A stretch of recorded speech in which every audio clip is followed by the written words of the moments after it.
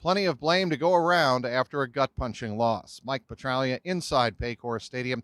Here on Sunday, the Bengals made up a 27-17 deficit in the final 3.5 minutes, only to let it slip away, 30-27, when the backup place kicker Matt Amendola kicked a 31-yard field goal at the gun. The Bengals fall to 5-4. They see the end of their winning streak. It ends at 4 games, and now they have to lick their wounds and get ready for the division-leading Baltimore Ravens, who did lose at home to the Cleveland Browns. There is some solace in that, but now the Browns and Steelers are a full game ahead of the Bengals in the AFC North, so the Bengals solidly in last place in the division, even though they do have a winning record.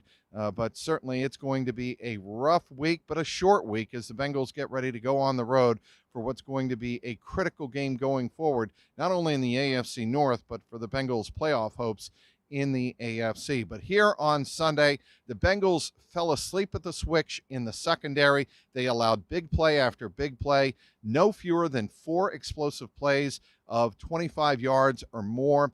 After the game, Cam Taylor-Britt said, "We got beat deep and cheap by their wide receivers." Noah Brown, he was amazing here on Sunday as C.J. Stroud got outside of the pocket and found him wide open in gaps in the Bengals secondary.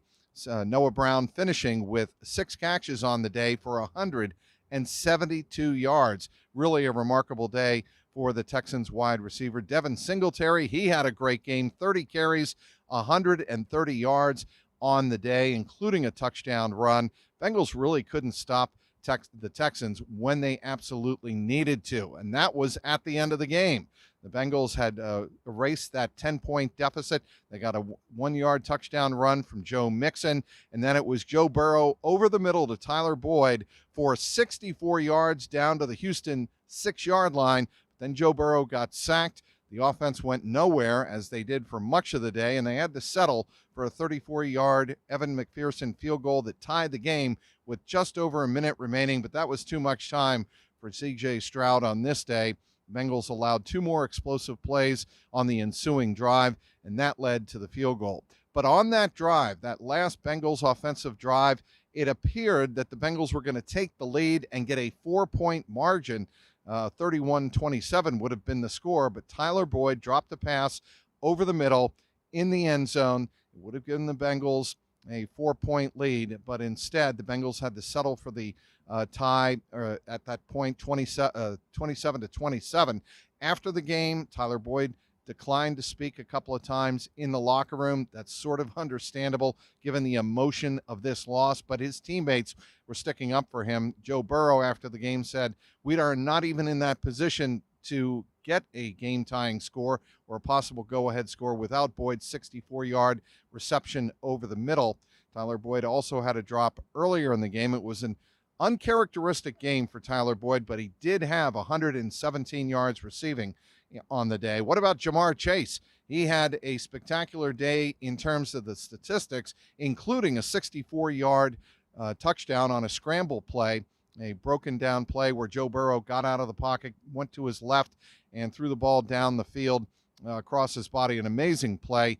The Bengals at that point, on the last play of the third quarter, they were down just 20-17. But again, the Bengals defense couldn't stop a nosebleed here on Sunday afternoon. And after the game, several players on defense said, "We just didn't play up to our standard."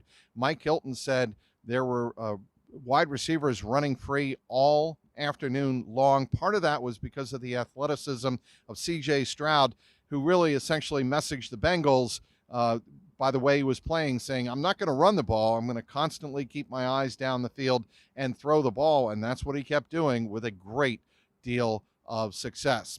Also after the game, Jonah Williams and Ted Karras both echoed the sentiment that was not up to the Bengals standard, and we've got to turn it around if we think we're going to go into Baltimore and pull out a much-needed win. Joe Burrow called it one of the most disappointing losses of his young NFL career. His 4 seasons in the NFL, this is one of the most disappointing, if not the most disappointing, regular season losses, simply because of what was at stake at the end of the game, and the Bengals could not execute. Again, a lot of support from the teammates for Tyler Boyd.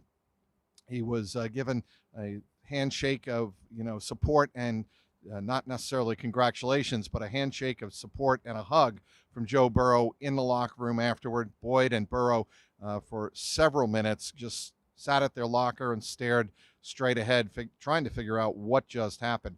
Also on the injury news, Trey Hendrickson, injured on the last play of the game. He was slow to get up off the field, but he was seen walking through the locker room without any brace on either knee or anything on his feet. So, we'll wait and see on that. Again, it is a short week, so we'll have to see how the bodies heal. Ja'Marr Chase with a big day. He had 125 yards receiving on 7 catches on the day. Really a good day for Ja'Marr Chase, but in the end, the Bengals could not get it done. Bengals did not execute on either side of the ball in the clutch, and that's how this one ended. The Texans pull away with the win, 30-27 at the gun. We'll have complete locker room action on my YouTube channel, youtube.com/@JungleRoarPod.